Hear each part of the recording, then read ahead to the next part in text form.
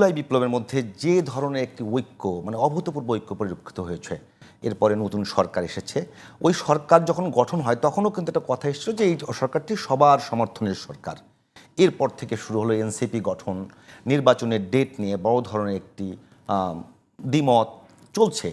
সব শেষ যদি বলি, সব শেষ যেটা একদম দৃশ্যমান, বিএনপির ভারপ্রাপ্ত চেয়ারম্যান তারেক রহমানের সঙ্গে লন্ডনে প্রধান উপদেষ্টার যে বৈঠক, সেই বৈঠকের পর থেকে কিন্তু এনসিপি এবং জামাত একদম প্রকাশ্য বিরোধিতায় চলে গেছে এবং তারা সরাসরি বলছে যে এই সরকার পুরোপুরি বিএনপির দিকে ঝুঁকে গেছে এবং তার ফল কিন্তু দেখতে পারলাম ঐক্যমত্য কমিশনের যে বৈঠক, সে বৈঠক সরাসরি বয়কট করেছে জামাত।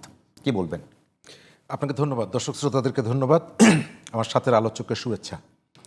5ই আগস্টের আগ পর্যন্ত একটা অভিন্ন লক্ষ্য ছিল। সেই লক্ষ্যটা হচ্ছে যে দেশকে যে স্বৈরতান্ত্রিক যে শাসন ব্যবস্থা শেখ হাসিনার অধীনে এবং তার ব্যবস্থাপনায় যেটা কায়েম হয়েছিল, সেখান থেকে উচ্ছেদ করে, ওই শাসন ব্যবস্থাকে উচ্ছেদ করে দেশের মধ্যে একটা গণতান্ত্রিক ব্যবস্থার অধীনে দেশকে নিয়ে যাওয়া। যে রাজনৈতিক দলগুলো, সামাজিক শক্তি, একেবারে প্রান্তিক মানুষ পর্যন্ত সেই আন্দোলনে অংশগ্রহণ করেছিল এবং প্রত্যেকের লক্ষ্যের জায়গাটা ছিল যে আমরা একটা গণতান্ত্রিক শাসনের দিকে যাব।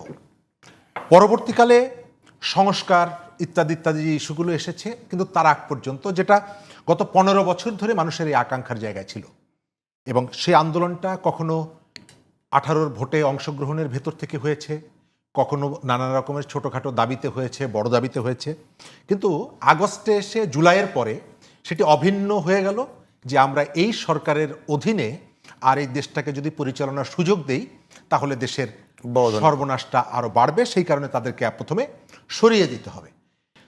যে মানুষগুলো অংশগ্রহণ করেছিল প্রত্যেকেরই কতগুলো আকাঙ্ক্ষা ছিল। আপনার মনে আছে যে একজন রিকশাওয়ালা মিছিলে সামনে দাঁড়িয়ে যেভাবে সালাম দিয়েছিল, যেটা ভাইরাল হয়েছিল। মনে থাকার কথা যে একজন মা তার 1.5-2 বছর বয়সের একটা শিশুকে কাঁধের উপরে রেখে একটা পানির বোতল হাতে রাস্তা দিয়ে হেঁটে যাচ্ছেন শহীদ মিনারের দিকে।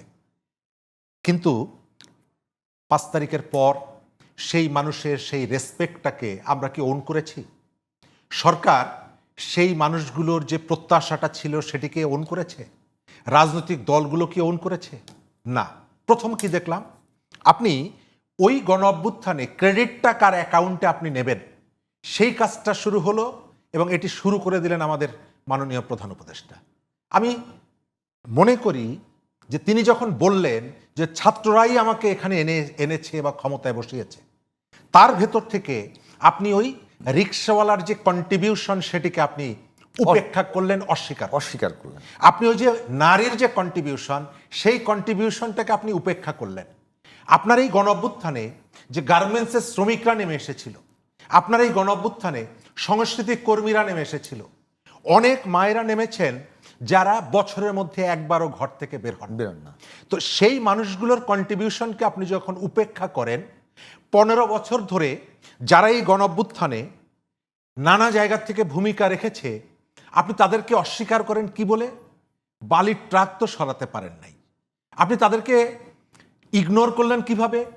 একটা ব্যানার ধরার লোক ছিল না। আচ্ছা, এই দেশের কেউ কি বলবে যে গত 15 বছরে বিএনপির যে ভূমিকাটা, এখানে লেফটদের যে ভূমিকাটা, এখানে অন্যান্য শক্তির যে ভূমিকাটা, এটাকে আপনি যখন ইগনোর করবেন, অস্বীকার করবেন এবং সেটিকে ছোট করার চেষ্টা করবেন, একই সঙ্গে কিন্তু এইটা শরীফ ভাই, এইটা কেন হলো? দেখেন যে মানে দীর্ঘদিন থেকে বিএনপি আন্দোলন করছে। যদি আমরা এভাবে বলি যে 71 পরবর্তী জাসদের পরে কোনো রাজনৈতিক দল এককভাবে যদি সর্বোচ্চ স্যাক্রিফাইস করে থাকে, সেটি বিএনপি। হ্যাঁ, অনেক বেশি জীবন দিয়েছে, তাদের গুম হয়েছে, খুন হয়েছে।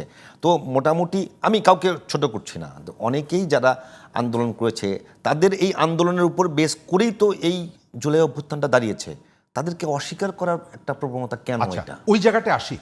আমি যে সংগঠনগুলো বা যাদের কথা বললাম, আচ্ছা, গত 15 বছরে ইলিয়াস আলী যে গুম হলো, এই গুমের ভেতর থেকে তিনি কি দেশের মানুষকে জানিয়ে দিয়ে গেলেন না যে এখানে একটা দানবীয় শাসন আছে, যে দানবীয় শাসন একজন এমপিকে গুম করে ফেলে?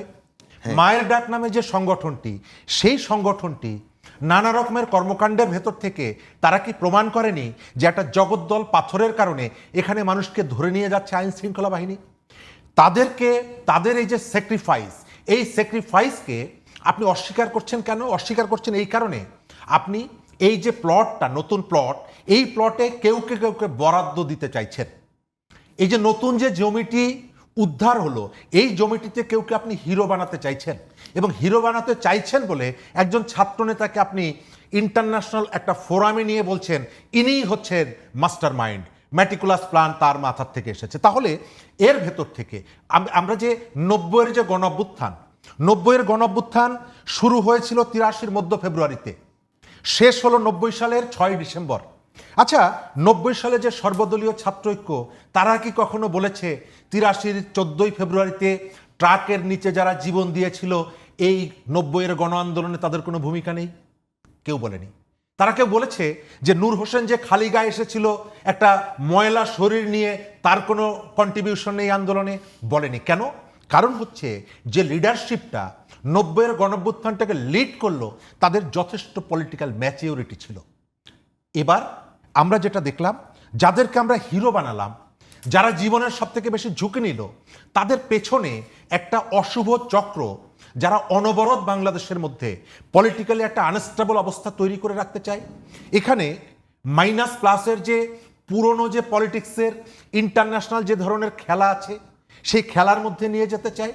এবং এই যে বড় দলগুলোকে নানাভাবে যে কটাক্ষ করা, আপনি হঠাৎ করে সিপিবি বাসদকে নিষিদ্ধ করার জন্য কোর্টে চলে গেলেন। আপনি ওই যে বিএনপিকে ঠাট্টা মশকরা করছেন, এক একজন নেতাকে টার্গেট করে পার্সোনালি তাদেরকে অ্যাটাক করছেন, অমুক দেশের দালাল, তমুক দেশের দালাল। এই যে কথাগুলো আপনি বলছেন, এই মানুষগুলোর কন্ট্রিবিউশন কি আপনি জানেন এই আন্দোলনে কি ছিল?